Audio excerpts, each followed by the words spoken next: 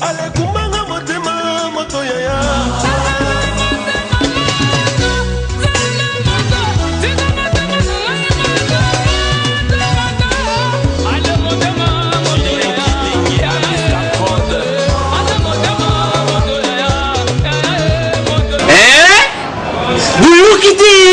Buguyoka kaka. Kisasa Nabiso. Kin eleki partout. KNB Kinshasa Nabiso. Kin eleki partout.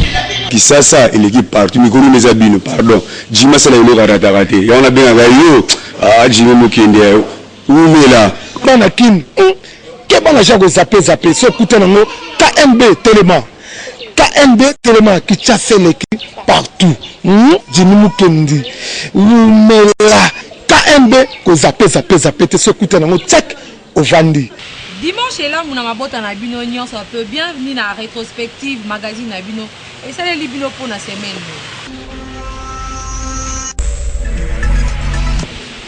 Mokolo ya lundi to la kisa ki bino ndenge ba kino ba réagissa ki pour na deuxième dialogue oyo ba deko ya rassemblement bazo singa.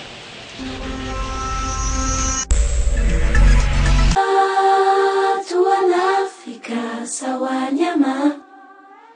Nani ataweza kusema yeni kweli? Inabakia tu Mungu atuponeshe. 3 mois, ils ont dit 3 mois pourquoi? Parce qu'il faut avant et ça les donc na temps où il a fait un mandat où ne makamunyo se fait ça na dialogue mieux surtout fait ça cause até et continuer ti pousse derrière mandat il y a président non donc na temps autotika na faut pas ça dialogue wana pour toujours solution parce que talent est toujours vivre. Ils ont tenté, ils ont tenté pour nous. Donc, si avant décembre, il faut dialoguer ensemble. Les mots qui ont été moroté, na groupe moroté, c'est normal. D'autres pas, c'est périté. Puis, la population, pour la calme. Pour la deuxième fois, solo pour la calme. Même une année, ce problème, c'est que la kimia. Bon, ils ont la circulation, ils à la l'aise, ils à la bien. Ceci n'a pas de pouvoir, ils ont un dialogue. Même côté Kuna, même côté souci n'a pas de pouvoir, ils ont un dialogue pour bon sambo. Même une année pour aider Congo na crise, c'est normal. Mais vrai dialogue il faut quota, vrai dialogue il faut quota en habite que et traiter les problèmes oyo, ils appellent à motuya où il faut pas traiter. Pourquoi va traiter na bango logote et rosabiso ba moite et ça on m'a rambouillé à 3 jours kaka 4 5 jours et si na ngote deuxième dialogue ya solo ezako ngala lingite mais na yebi kezali et ozalape Mwana mobile ozana mwasi na yo asunga yo depuis ba étude na yo mais na signe ya reconnaissance olobi obala mais pasteur na yo ebiso état d'âme na eza malamu te. Oko continue ko bala yeto ko tika wana pezala ki élément to lakisa ki kaka mokolo ya lundi. Ngoe bandaki nesengo lokola mwana zongi kelasi nelamba ya sika lobongo liango mawa. Toi ko solana ba jeune garçon ba ebisa biso zaki na mwasi moko bonyo kwa minae asungi na mambo ebele donc ba classe nyonso to asali pona yo. Lelo ozu musala eko komi na ba moyen na signe ya reconnaissance lobo ba la mwasi na yo. Au même n'est pas pasteur na bino et que père spirituel na lobi que état d'âme ya fiwana eza malamu te et tant que mobali réaction na ko zalani bo ka ndenge balobi na micro ya KNB le père spirituel avant ya oyeb sa état d'âme na ye eza bien te c'est que amoni que to komi na finalité poto bala l'objectif na biso yango ayebsinga mais jamais ozala bongo il faut attendre na ba temps o ba vanda ina mwasi ceux qui approchera et pe na temps wana APC conseil wana eninge zala bien mais ba komi na suka APC conseil apona nga na moni yango bien ye mobali asa na rétrospection atala pe bolamu mwasi wana sala ana zo komela bala mibali mebele mais ngana obaka na nyonso to chaka nzambe kana se komela nga pourquoi pas ya kinga obia bumai ngata na zakina kolia mbongo na ye ngana da part na nga na kufuka mala kokota même jeune pour que nzambe oyo asimba mitema bato nzambe oyo achansaka via moto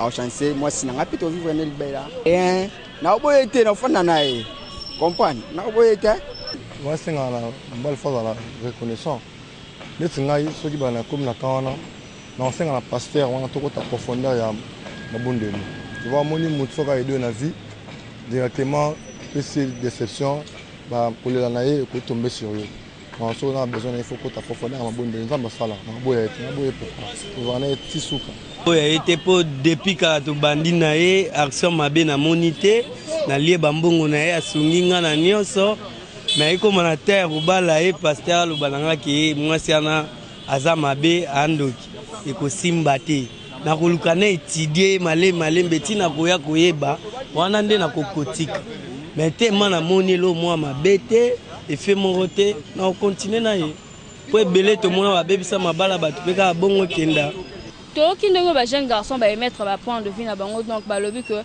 ba koboya mwasi wana te parce que asunge na makambo ebele soka zaki ndoki pona kolia ye faka lia ye de le début tanga bande ko sunga ye pona makambo ya classe donc nzambe nde aza solution pona makambo nyonso tout Kinshasa et l'équipe partout.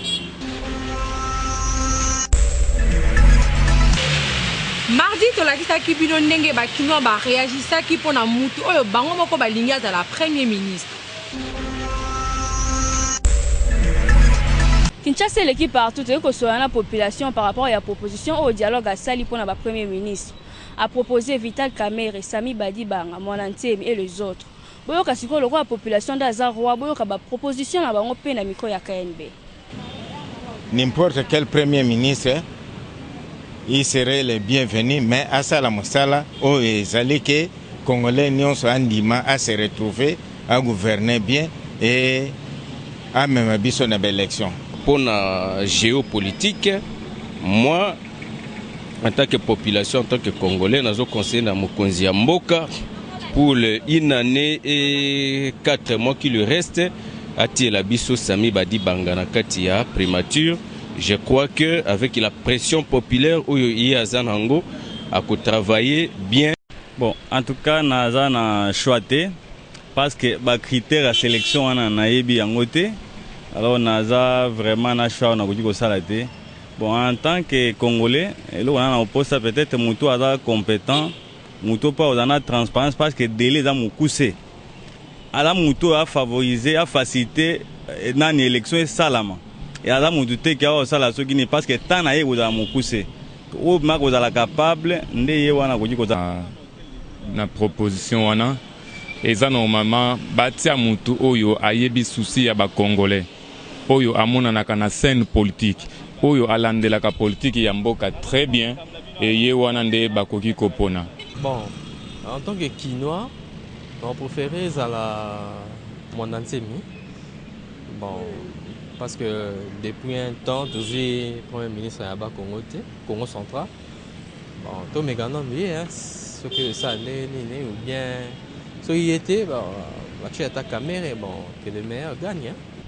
Toyoki ndenge population a proposé pe ba ministre oyo yepe alingi ba gouverneur primature donc ceux qui peut ba konzi bolandi voix wana ekoza malamu mingi Kinshasa et l'équipe partout. Depuis l'inafoot et banda ba désordre koma ko sala mama kasi me ba sanctionnaka ba équipe minene te kaka ba équipe miki. Wana ezalaki élément to la kisaki pe mokolo ya mardi.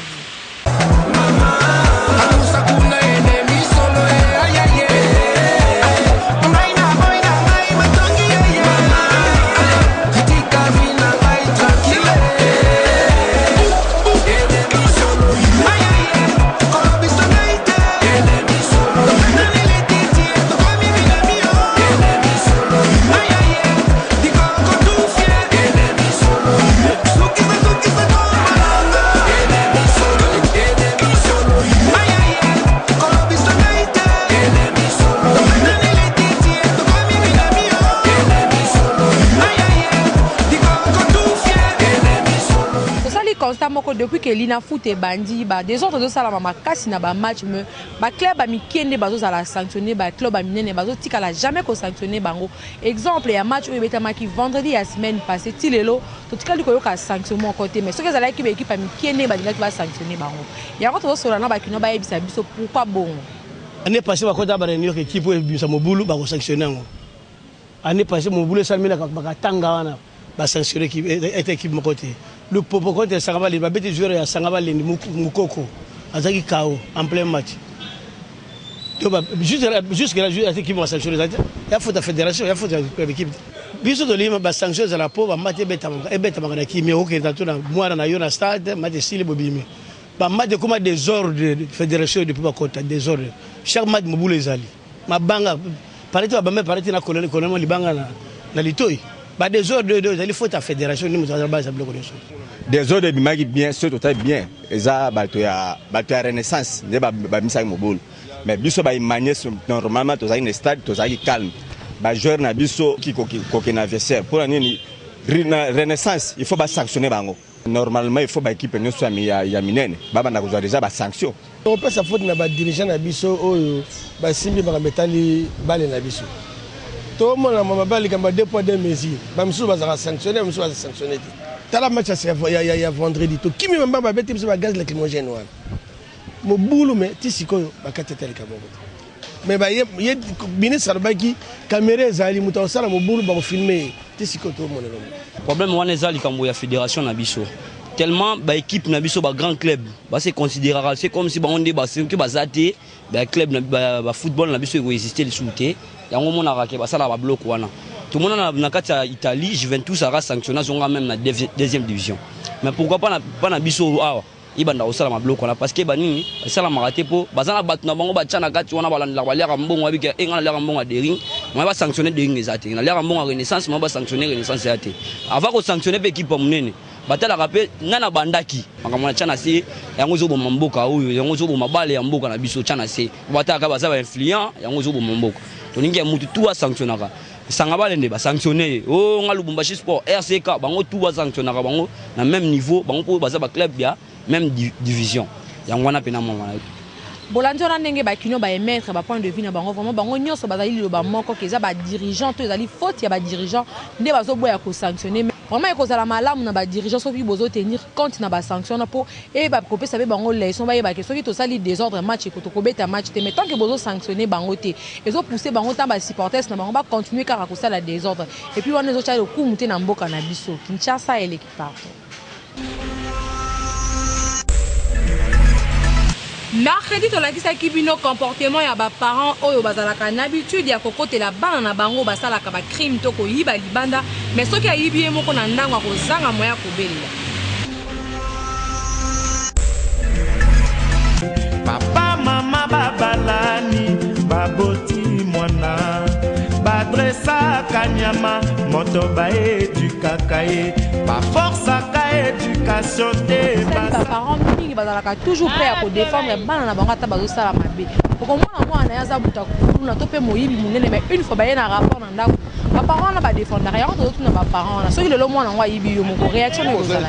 Maintenant il faut assumer d'abord des responsabilités oh non il faut d'abord assumer dans le sens que yonde ozalaka toujours à la base ya ko encourager moi na ko sala mabe d'où il faut d'abord commencer par assumer avant ko éduquer moi na tali eloko ya ko encourager te po ba para ba encourager ka bana na bango na modèle wana et puis ko faire voir bango na ba revue na ba information ko lakisa bango ba méfait o ezo salama na ba place mususu bazo kende ko yiba ba kufi bazo kende ko yiba bazu masasi il faut que ça bango ba o relataka bango ba histoire wana bango ba kotela bana c'est pas la peine eza malamu te autant au moins na zana mbeba soit na zui rapport pour naie vraiment fona ba wetike ou soit naie ba conseiller moi na natalisa ye nzela ya malamu moi na yibi ailleurs yo parent ko kotela te ko te pas za moi na no juger parce que prochainement aroya ko yiba yo kutu a Melsio moi na ko yiba ailleurs c'est un voleur il faut le condamner à partir d'anda ko wana il peut changer mais sur yo côté mais il viendra te voler ako yiba kutu ko leka kutu bana nde wana omona ya tribunal malole yibi na buka lupango ateka kimi naye wana te soki moi na za mauvais ailleurs il est mauvais à partir de chez vous condamner, il faut les condamner. Très dur, comme ça il va changer. C'est une mauvaise orange. Voilà, quelques parents point de vue vraiment les parents toujours prêts à défendre et ça malamu te po ngwa ça eli kama munene va même na ndaku na yo okozanga na moya ko bela eli bana pe batwa kozanga ko sunga po tant que ba yela ka yo asali mabe yo ozaka toujours prêt à défendre ba parents bomeka ko changer ya malamu ko zala bo vandisa ka bana bo pesa bango conseil po basala mabe li bana te Kinshasa et l'équipe parle.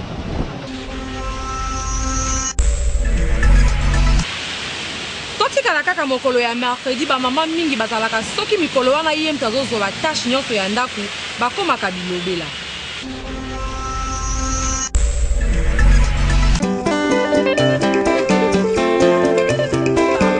Wana ba mama ba yebisa biso pona ni ezala so mikolo wana ye mtazolesa ndaku mwana so asali ka likamlonga kuna ngamno ale sabino papa bino azanga mbongo te moi bilobele ko ma mingi yango te ko sona ba mama ba yebisa biso esala ma bongo pona ni boka ba réponse ba mama na miko ya KNB bongo peut-être a komi mona mobali zob pombala zo sel sutana a komi mona mobali zob mais ça malamu te mobali ataza mukuse ataza mabendenge nini ataza handicapé ataza tout droit kaka mobali.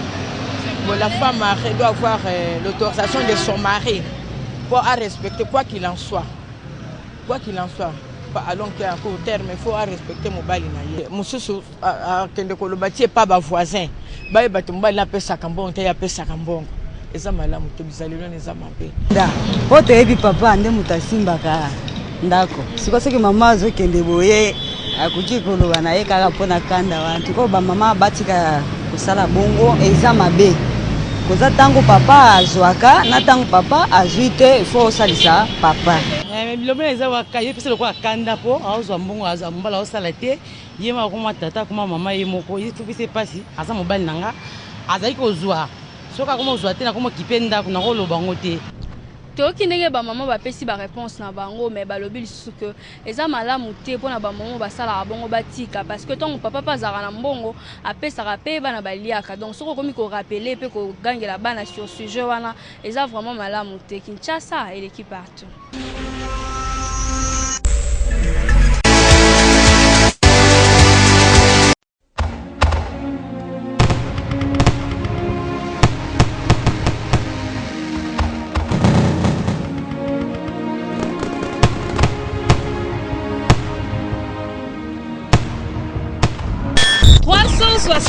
Arrive, 365 est arrivé. La 365e édition de votre magazine KNB, c'est déjà dans quelques jours.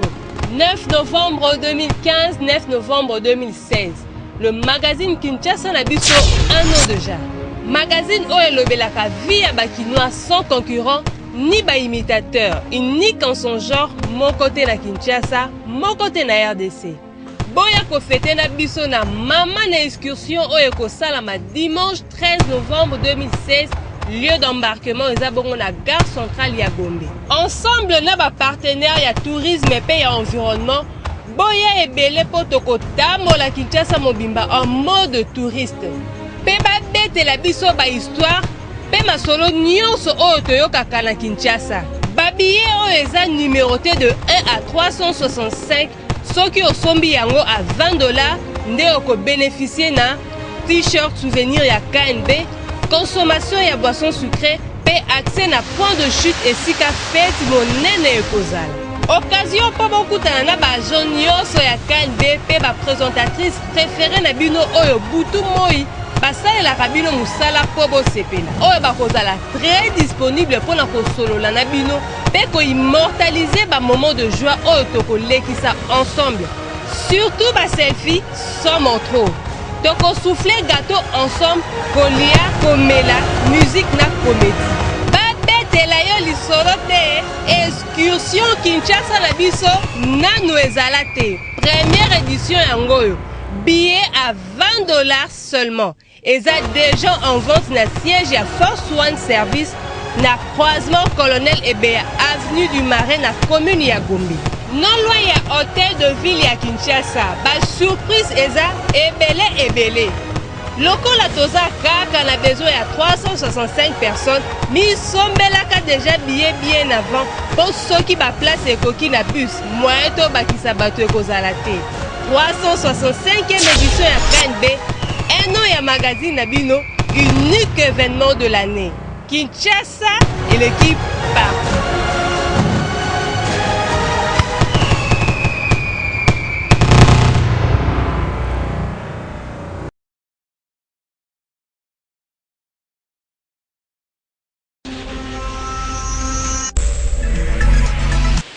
Jeudi, tolakisaki bino ndenge expert en tourisme Alan Lofoli a expliqué l'importance du tourisme pe nini ekoki kosala curiosité ya bato na tourisme.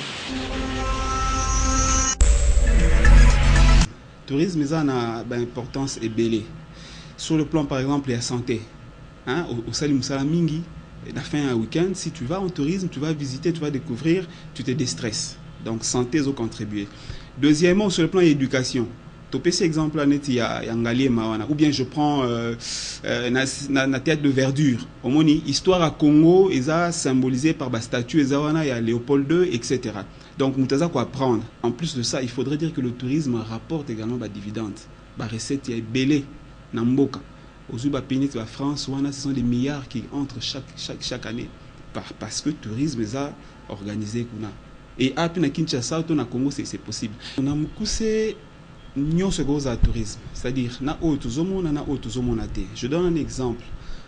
Tous à Kinshasa, tout le monde a catégorie de montagne te na Misuboy, hein? Tous à Kinshasa, mais à Goma, n'est-ce pas?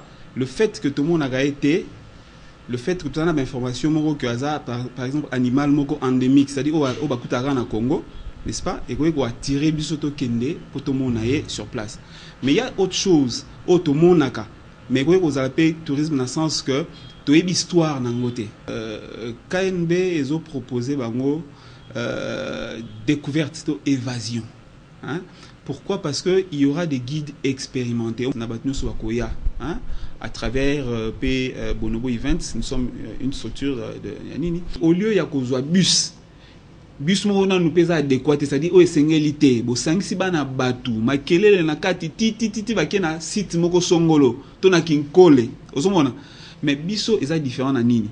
D'abord ba bus eza adéquat, donc ba bus mo o esengeli pour na sala tourisme ya mibale na kati ba bus to sala tozobenga éduc tour, c'est-à-dire guide molakisi moko na kati ya bus oazo tambola na batu dans un circuit eza babisika nyonso tokoleka avant tokoma bisika toza ko kende mutu aza na kati ya biso tobengi guide aza ko expliquer omoni bisika na 1900 kingani ezalaka boye omoni Kinshasa ebandande awa na yo mutu leka kana tango mususu oyebite et puis après avoir ko sala circuit wana donc bisika nyonso tozoleka pona ko expliquer na kati ya bus nde tokei vers esika kozala point de chute na biso esika ba activité ce ko salema pe parmi bisika tokokende pour certaines personnes na lola ya Bonobo on va visiter endémique, c'est-à-dire kaka na Congo et puis aza na 98% génétiquement kokani na mutu, c'est-à-dire kokani na mutu na marambu ebele omoni que eza découverte momba eza évasion.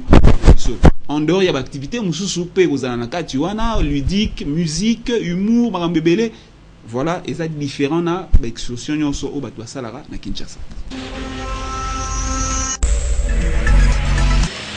Mokolo ya vendredi tolakisaki bino ndenge tosololaki na baparents bayebisa biso soki basalaka tourisme en famille to pe na bana na bango.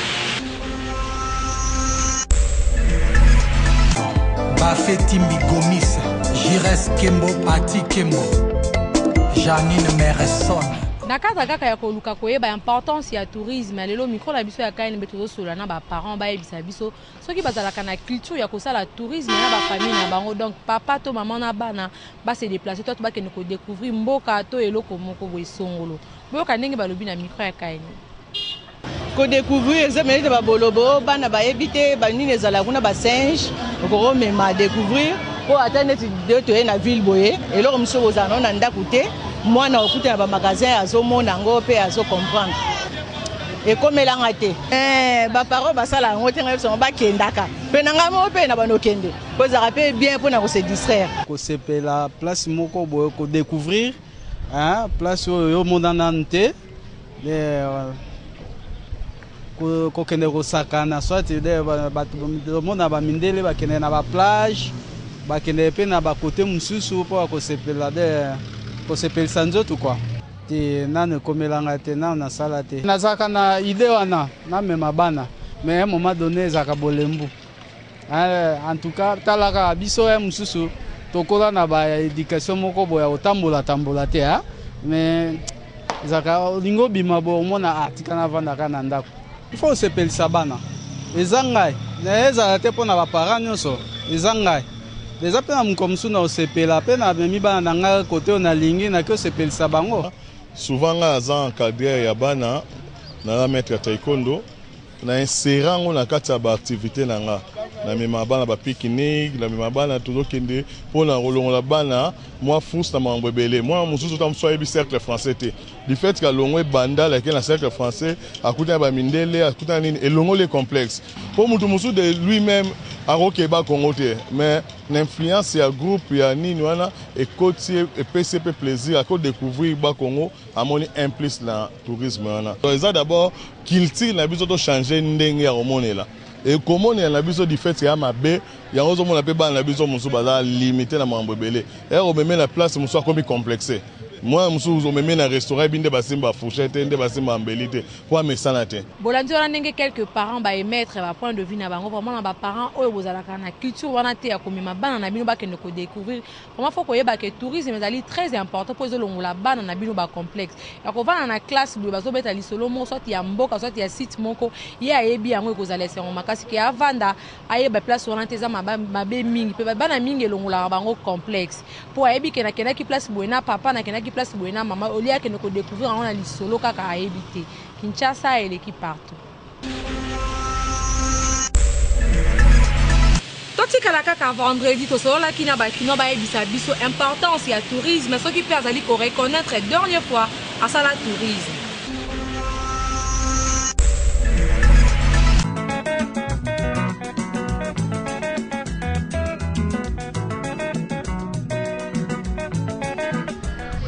Kinshasa l'équipe partout magazine KNB toyo kotuna bakino bayebisa biso soki akoyi kozana souvenir oyo dernière fois kenda kosala tourisme et puis bayebisa biso importance ya tourisme soki ezaka nini.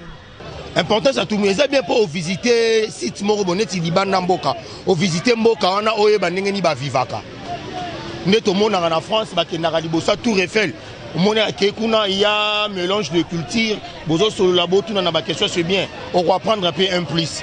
Ministère du tourisme va se prendre en charge de telle sorte qu'on pourra l'avoir le lieu.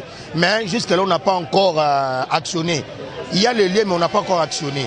D'une manière générale, d'abord, le tourisme est allé créer la richesse touristique et puis qu'on permettre biso qu'on a aidé pour nous protéger yango et puis pour ne pas prendre connaissance na yango. En tout cas, concernant na web sabango faut d'abord valeur. Il y a eloko tozana nango noko na mboka na biso faut ba valeur ya richesse touristique tozana nango parce que soki pe to mettre valeur na ba richesse touristique wana un jour pe ekoki ko botela biso ba mbongo ba moyen mususu o ekoki pe ko permettre ba tumusu bazwa pe misala et puis ba mbongo mususu pe ko kota na banini na ko réhabiliter soit banzela ou ezomema même na ba site touristique wana. Dernière fois que na tourisme ça on a fait en 2015. En fait, c'est important ce tourisme pour la découverte étant que les Congolais ba merveille na biso monsieur intérêt en mboka photo découvrir en auto ba merveille aux bien na mboka na biso. Tourisme là quoi aucun de découvrir pays moko boye to lié moko boye la découverte de biso surtout tout ça tourisme na mokili o mais portamment implice hein au fungwa makwa na vie ta muso zaki mo complexé hein oyebi pe eloko oyebaki te oyebi mutako ko ya kokosa yo te boyoki ndenge bakino bapesi importance ya tourisme soki ezaka nini et puis balobi misusu badécouvrir makambo ebele parce que bato ebele mpe bazala lokuta kovanda bonga nakenda mboka boya bandi kobetela beto masomo ya lokuta mais ya malamu eza ke soki yo moko okenda mpe place yango odécouvrir mpe donc oyebi ntango moto aoyela masomo moko boye donc ondima ye te mpo yo déjà oso oyebi ezaka très très important kokende tourisme et puis kodécouvrir bamakambo ebele. Kinshasa et l'équipe.